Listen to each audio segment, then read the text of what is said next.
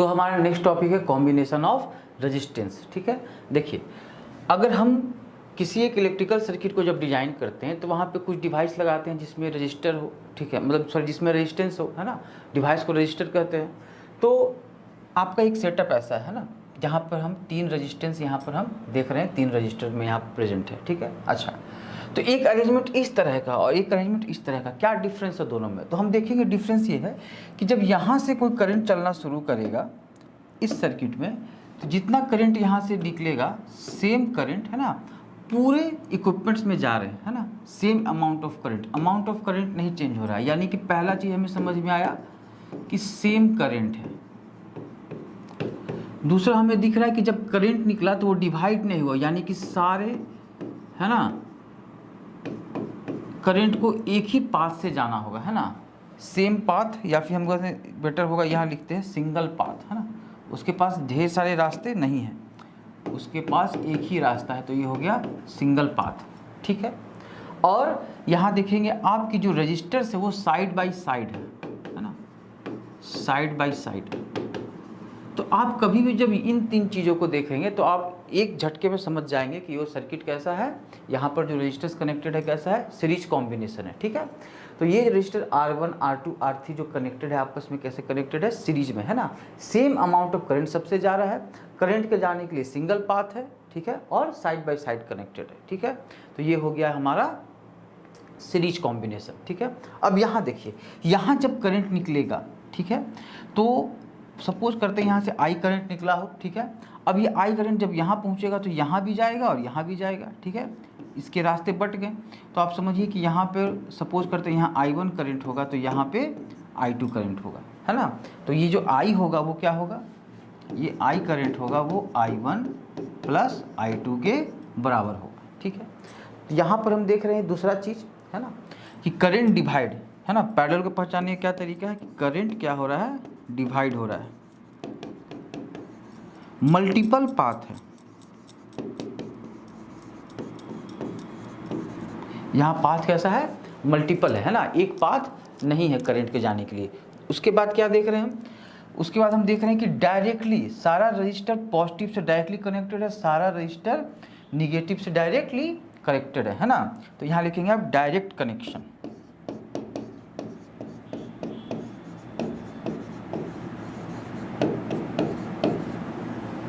ठीक है, तो हमें कुछ पॉइंट्स पता चला जिससे आप समझ में आ जाएगा कि अगर करंट डिवाइड हो रहा है और डायरेक्टली कनेक्टेड है तो हम कहेंगे पैरेलल सर्किट है, और अगर सिंगल पाथ है और सेम करंट जा रहा है, साइड बाय साइड कनेक्टेड है, तो वो सीरीज कॉम्बिनेशन है। ठीक है, तो ये डिफरेंस है पैरेलल और सीरीज कॉम्बिनेशन में, ध्यान रखेंगे, इसमें डायरेक्टली कनेक्टेड होता है, इसमें साइड बाय साइड कनेक्टेड रहता है। ठीक है, अच्छा, इसमें करंट डिवाइड है, इसमें करंट डिवाइड नहीं है। अब देखिए इसे एक डेमोन्स्ट्रेशन से समझते हैं, आपके पास एक डेमोन्स्ट्रेशन है सीरीज सर्किट का। ठीक है, देखिए क्या है कि यहाँ से पोटेंशियल डिफरेंस भी है और इससे कुछ सपोज करिए कि I करंट निकला, क्योंकि यहाँ भी हम देखेंगे कि सिंगल पाथ है, तो इस सब में करंट क्या होगा, सेम होगा, है ना, इस सब में करंट क्या होगा, सिंगल पाथ है तो सब में करंट क्या होगा, सेम होगा।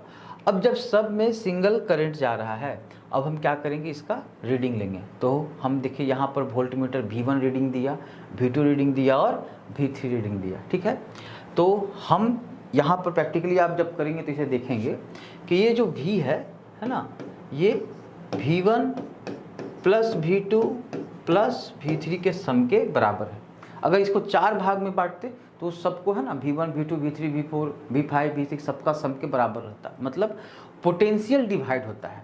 सीरीज सर्किट में क्या डिवाइड होता है, यहाँ पे पोटेंशियल डिवाइड हो रहा है ना, हर रजिस्टर के पास एक अपना पोटेंशियल है। ठीक है, देखिए तो टोटल V जो हुआ वो V1 plus V2 plus V3 हो गया। ठीक है, देखिए अब क्या है कि यहाँ पर हम इक्विवेलेंस रेजिस्टेंस देख सकते हैं, है ना, कि अगर 3 रजिस्टर हम लगा दिए हैं तो उन्हीं 3 रजिस्टर के हिसाब से, है ना, बैटरी कितना करंट यहाँ से रिलीज कर रहा है।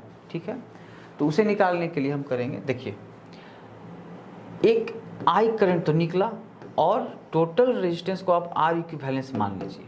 ठीक है, अब V1 इक्वल टू क्या हो जाएगा, I R1, V2 equal to क्या हो जाएगा, I R2, और V3 इक्वल इक्वल टू हो जाएगा IR3, है ना।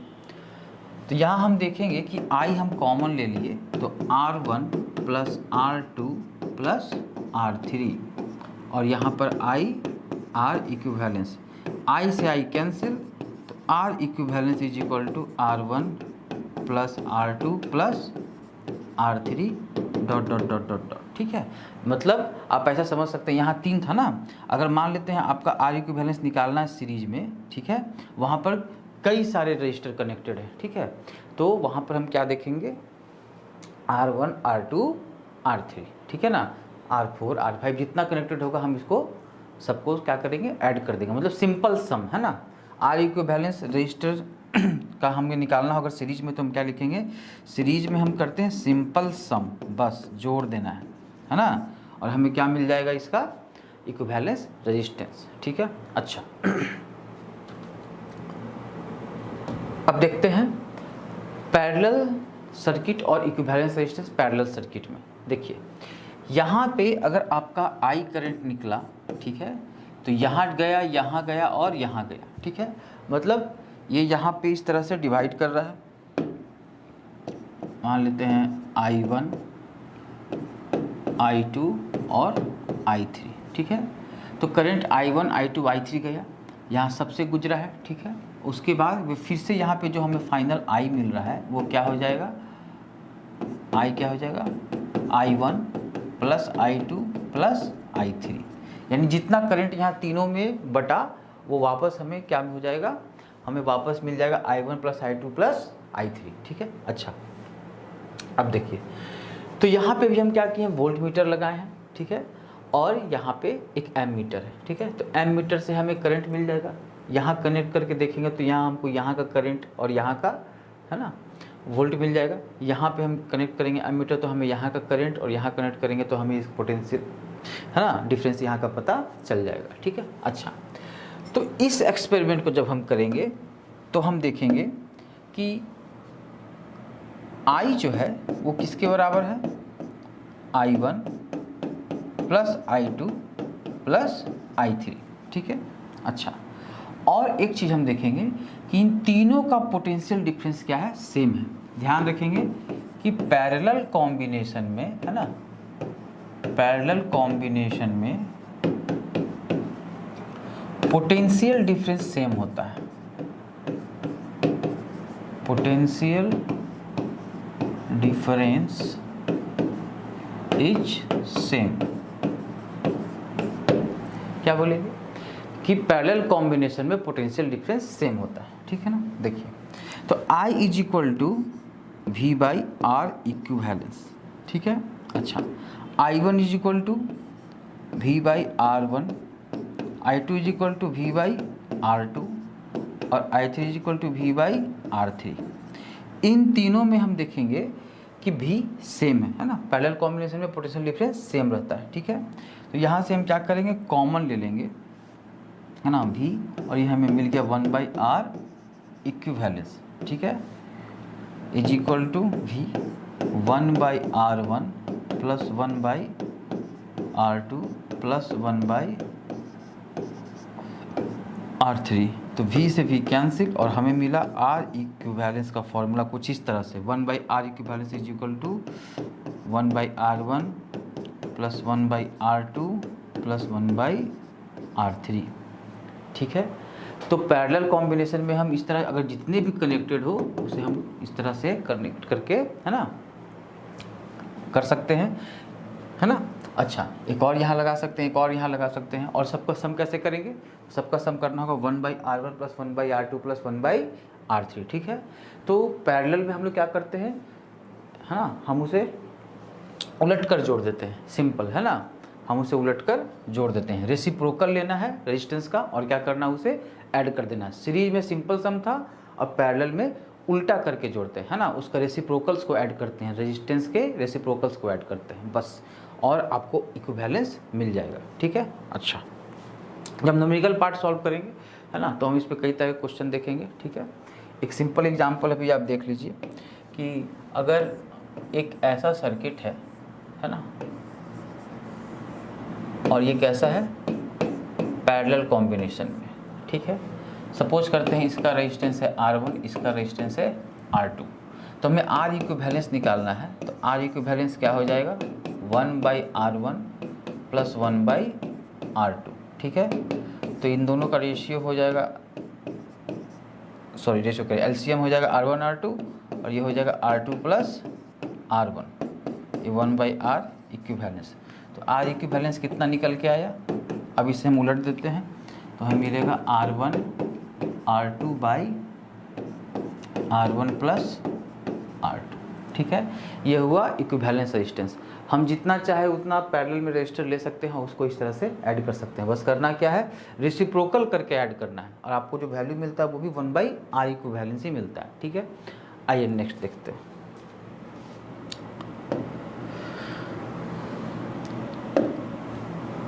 इसके बाद जो हमारा टॉपिक है वो है heating effect of electric current. Current जब किसी एक मेटल वायर से गुजर रहा है, ठीक है, तो वहाँ पर वो हीट डिसिपेट करता है, ठीक है। किसी तार को आप ऐसा कभी छू के देख सकते हैं कि अगर मान तो उससे करंट जब ज़्यादा जा रहा है, ऐसे नॉर्मली तो हम फील नहीं कर पाते हैं ऊपर से, लेकिन जो पूरे भारत में सबसे ज़्यादा तो हम देखते हैं कि आग लगने का कारण, शॉर्ट सर्किट कारण होता क्या है कि करंट जब फ्लो करता है ना वायर से, तो उससे थोड़ा थोड़ा हीट जो है वो लॉस होता है, ठीक है। वहाँ पे हीट प्रोड्यूस हो रहा है, ठीक है, एनर्जी जो हीट के फॉर्म में वहाँ से लॉस होता है, ठीक है। तो वायर क्या हो रहा है, हीट हो रहा है। तो वो जो हीट होता है हम उसका कभी अच्छा एप्लीकेशन भी देखते हैं, जैसे हीटर हो गया, गीजर हो गया, ठीक है।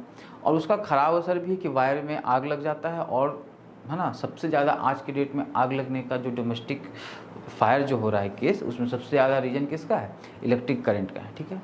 तो ये चीज़ क्लियर है कि जब वायर से इलेक्ट्रिकल एनर्जी ट्रांसफ़र होता है तो वो कुछ एनर्जी लॉस करता है हीट के फॉर्म में, ठीक है। तो कितना अमाउंट ऑफ हीट वहाँ प्रोड्यूस होगा उसको हम लोग कैलकुलेट करके देखते हैं। देखिए, आपके पास आपको इतनी जानकारी है कि हीट क्या है, एक एनर्जी है,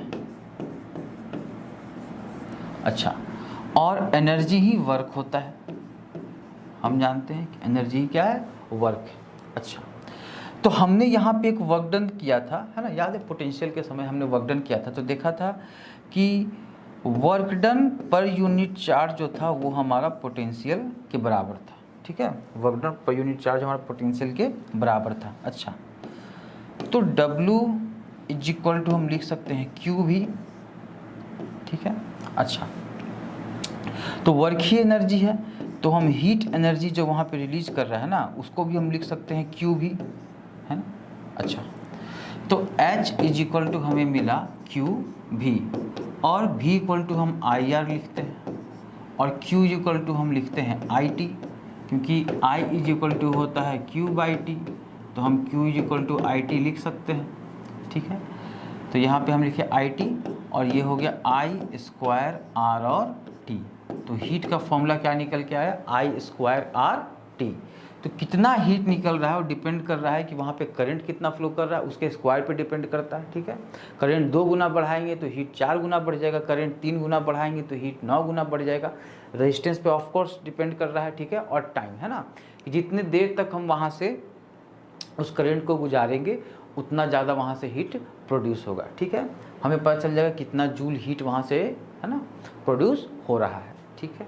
आइए नेक्स्ट टॉपिक है इलेक्ट्रिक पावर, है ना। पावर का डिफिनीशन होता है रेट ऑफ डूइंग वर्क, जिस रेट से हम वर्क कर रहे हैं वही होता है पावर, ठीक है। तो यहाँ इलेक्ट्रिक सर्किट में हम देखेंगे कि किस रेट से वर्क नहीं हो रहा है, किस रेट से हम देखेंगे एनर्जी कंज्यूम कर रहा है डिवाइस, है ना। कोई भी डिवाइस पे आप देखेंगे पावर रेटिंग रहता है 10 वाट का है, 20 वाट का है, 50 वाट का है, ये क्या होता है, वाट वहाँ पर क्या पावर रेटिंग है, कितना एनर्जी वो कंज्यूम करता है इतनी देर में, ठीक है। तो देखिए हम जानते हैं कि W/T होता है पावर, है ना। यहाँ पर हम पढ़ेंगे पावर = है ना, कितना एनर्जी कंज्यूम कर रहा है, तो एनर्जी पर यूनिट टाइम, ठीक है। एनर्जी अभी हम हीट एनर्जी ही निकाले हैं, तो हीट एनर्जी का फॉर्मूला क्या था हमारा, I²,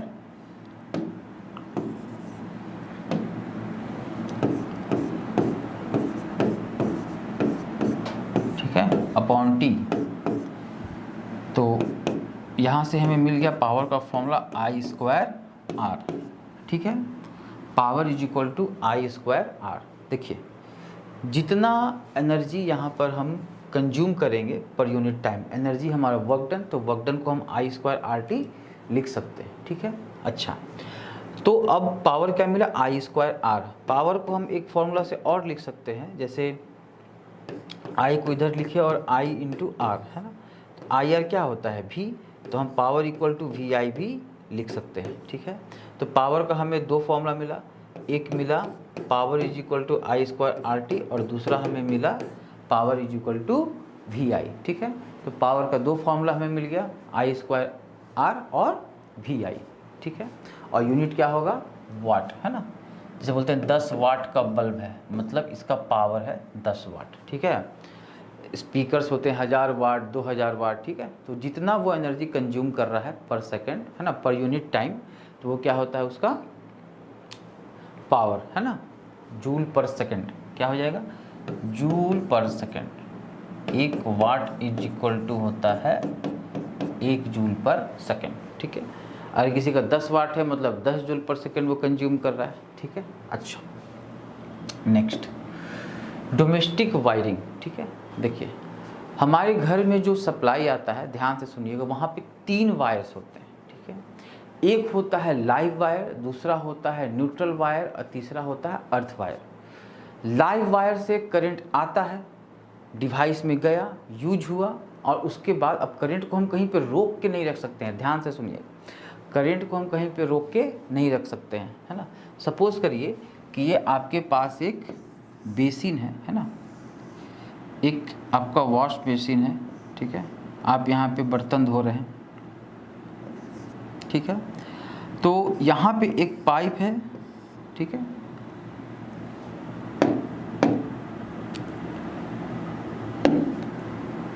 तो यहाँ से जब वाटर आया, ठीक है, नल से वाटर आया, आप यहाँ पे उसको यूज किए, है ना, बर्तन धोए, ठीक है, हाथ धोए, कुछ भी किए, है ना। तो यहाँ वाटर यूज हुआ। अब हम यहाँ वाटर को रोक के नहीं रख सकते, ठीक है। हम यहाँ पे वाटर को रोक के नहीं रख सकते। यहाँ से वाटर आया, यहाँ पे वाटर यूज किए, है ना, यहाँ पे इन यूज किए, अब हमें इसे आउट करना ज़रूरी है, ठीक है। नहीं तो इसका सप्लाई जो है ना, ये वाटर यहीं से फ्लो होने लगेगा, है ना, ठीक है। तो सब कुछ सिस्टमेटिक वे में काम करने के लिए क्या चाहिए, इधर से वाटर आया, वाटर यूज हुआ, अब वो वेस्ट वाटर जो उसको हमको यहाँ से निकाल देना है, ठीक है। अच्छा, तो हमारा जो सर्कुलेशन है वो बना रहेगा, ठीक है। अच्छा, देखिए ठीक उसी तरह अगर आपके घर में या आपका कोई इलेक्ट्रिकल डिवाइस है, टीवी, फ्रिज, कुछ भी हो सकता है, तो इसमें क्या करना होगा आपको, एक वायर से आएगा इसमें करंट, है ना, एक वायर से इसमें करंट आया, दूसरे वायर से आप क्या करेंगे, इस करंट को रिलीज करेंगे, ठीक है, ठीक है। करंट इन, है ना, करंट आउट,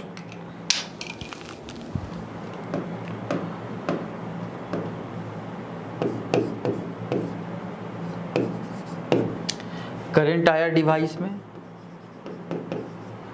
करंट यूज हुआ, करंट आउट हुआ, ठीक है। तो जिससे आता है ना, जो रेड वायर हम यहाँ बनाए जिससे आ रहा है करंट, इसी को बोलते हैं लाइव वायर, ठीक है। यूज हुआ, यूज होने के बाद जो यहाँ से निकल रहा है इसे ही हम लोग बोलते हैं न्यूट्रल वायर। इसमें पहले से कोई करंट नहीं होता है, ठीक है। ये बस इसे करंट को यहाँ यूज होने के बाद यहाँ से ले जाने के लिए, ठीक है। अच्छा, तो ये हुआ लाइव वायर, ये हुआ न्यूट्रल वायर, ठीक है। अच्छा, तो यहाँ पे जो करंट फ्लो कर रहा है तो उसके लिए पोटेंशियल डिफरेंस चाहिए। तो हम लोग कहते हैं कि हमारे घर में जो डोमेस्टिक वायरिंग्स है वहाँ पे जो सप्लाई होता है वो होता है 220 वोल्ट का। यानी कि ये जो करंट फ्लो कर रहा है वो किसकी वजह से फ्लो कर रहा है, एक पोटेंशियल डिफरेंस, और कितना मेंटेन करते हैं हम, है ना, 220 वोल्ट। ये कम ज़्यादा होते रहता है थोड़ा आसपास में, लेकिन 220 वोल्ट, है ना। और क्यों 220 वोल्ट यूज़ करते हैं, इसलिए 220 वोल्ट यूज करते हैं ताकि उससे जो निकला हुआ करंट हो उससे हमें शॉक ना लगे, है ना, डेंजर प्रूफ होने के, है ना, डेंजर से बचने के लिए, ठीक है। अच्छा, अब देखिए, तो दो वायर हमें समझ में आ गया। जो लाल वाला है वो हमारा लाइव वायर, और जो ब्लैक वाला है वो है न्यूट्रल वायर, यहाँ स्क्रीन ब्लैक है इसलिए ब्लू से बना है न्यूट्रल वायर को, लेकिन आप समझिए न्यूट्रल वायर होता है ब्लैक। और यहाँ पर एक और है ग्रीन वायर, है ना, उसे हम कहेंगे अर्थ वायर। अब ये क्या होता है अर्थ वायर? देखिए, हो सकता है कि इस डिवाइस में, ये जो डिवाइस है इसमें किसी तरह से, क्योंकि वो इलेक्ट्रिकल सर्किट है, वायर है, कहीं भी हो सकता है, कट हो सकता है, कुछ भी ओपन हो सकता है ना, समहाउ किसी कारण अगर इसमें करंट आ जाए, है ना, इस डिवाइस में, फ्रिज में करंट आ सकता है, टीवी में करंट आ सकता है, ठीक है। तो मेटल बॉडी होने की वजह से क्या होता है कि इसके बॉडी में क्या आ गया, करंट आ गया। अगर हम उसे टच करेंगे तो हमें शॉक लगेगा, तो उससे बचने के लिए क्या करते हैं, अंदर से ही वायर जो में, है ना, इसके बॉडी में एक वायर कनेक्टेड है और उसे कनेक्ट करके हम कहाँ डाल देते हैं, उसे अर्थ के अंदर डाल देते हैं, ठीक है।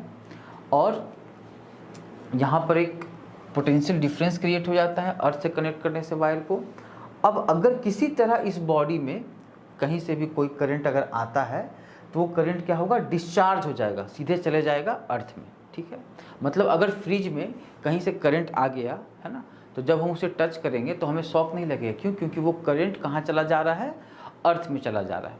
हम जब फ्रिज को टच किया, हमें शॉक लगा, तो क्या हुआ, हम एक कंडक्टर की तरह बिहेव किए, और जो अर्थ है ना, जो अर्थ है वो अर्थ और फ्रिज के बीच में हम एक कंडक्टर की तरह बिहेव किए वहाँ पे, है ना, और करंट मेरे बॉडी से फ्लो किया, ठीक है।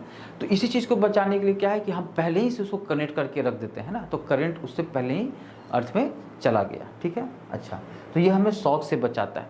इसलिए आप देखते होंगे कि जो स्विच रहता है, सॉकेट जो रहता है, वहाँ आप देखेंगे कि आपको इस तरह का दिखेगा, है ना। तो जो ऊपर वाला रहता है ना, ये ऊपर वाला रहता है, यही अर्थिंग है, ठीक है ना। ये हो जाता है आपका अर्थिंग, इससे एक अर्थिंग वायर कनेक्टेड रहता है, ठीक है। ये और ये कोई भी, है ना, दोनों साइड में से कोई भी एक साइड आपका ये लाइव, और ये दोनों, है ना, कोई भी साइड से आपका न्यूट्रल, ठीक है। तो एक लाइव होता है, एक न्यूट्रल रहता है, और ऊपर वाला होता है अर्थिंग, ठीक है। ज़्यादातर आयरन में आप हमेशा देखेंगे कि आपको 3 तार दिखेगा, ठीक है। तो वहाँ पर 3 तार क्यों रहता है, एक होता है अर्थिंग, एक होता है लाइव, और एक होता है न्यूट्रल, ठीक है। अच्छा, तो इसी चीज़ को हमें समझना था कि घर में जो वायरिंग आ रहा है ना, जो हमारा वायरिंग है, जो करंट का सप्लाई, वहाँ पे 3 तरह के वायर्स होते हैं, लाइव, न्यूट्रल और अर्थिंग, है ना। लाइव का कलर रेड, न्यूट्रल का ब्लैक, और अर्थिंग का ग्रीन, ठीक है।